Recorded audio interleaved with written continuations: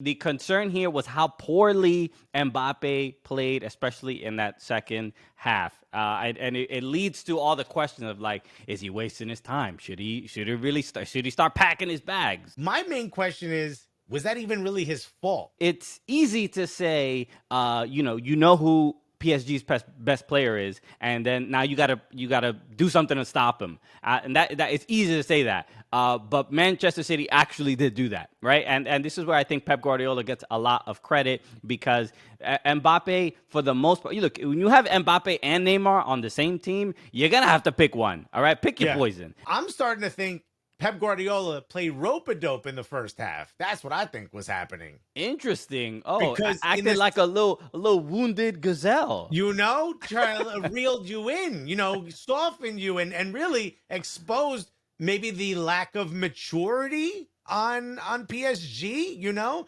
Because if you notice in the second half, he released the fullbacks, which is a weird way to say release. Is that what Mr. Burns says when somebody's on his property? He had one of those things. He was like, but fullbacks attack, engage, ring, ging, ging, ging, ging. These gates come up. I think Joao Cancelo comes pounding. He's hungry as shit.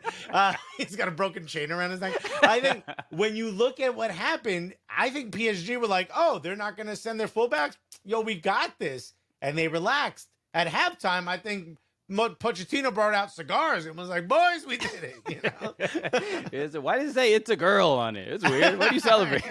What happened, Poch? It ain't the time for, a gender reveal party. But I think that's what happened. I think it was Pep Guardiola. And at this point, you got to start to wonder. I know he hasn't won Champions League in 10 years, but is he the best coach in the world? I mean, it isn't as much of do you have to wonder. It is a reminder of why he is the best coach in the world. That's a good way to put it. Even with he's had plenty of duels with Pochettino when he was at Tottenham, and it is a thing where he always has everyone's number. And look, even though they were down 1 goal in that first half, he's like, you know what? Don't fret, baby girl. It's all good. We're gonna figure this out. I think releasing those fullbacks kind of shows you, first of all, when you bring in a guy like Joao Cancelo, when you got someone like Ruben Diaz, when you've got these players that are really good defensively, comfortable going forward, you start to wonder, does the guy even need a back line? Like, does his system even need you back there? Well, you know what? Bro? I'm going to go on a limb and say yes, he does need a back line. Okay. I think you might be right. But the point I'm trying to make is, like, his system is so intact.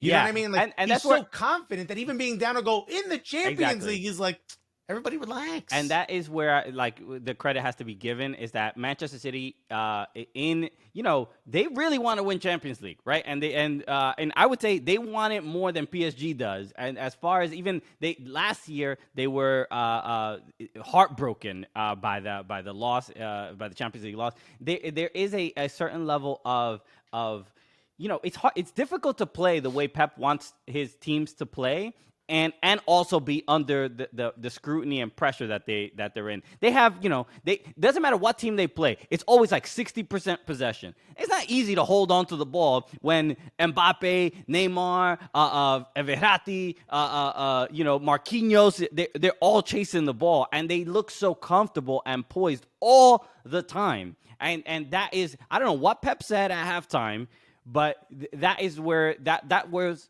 where the difference was made. There was just a mentality thing that kept them pushing, and it's why PSG made the mistakes that they made and gave up the goals that they gave.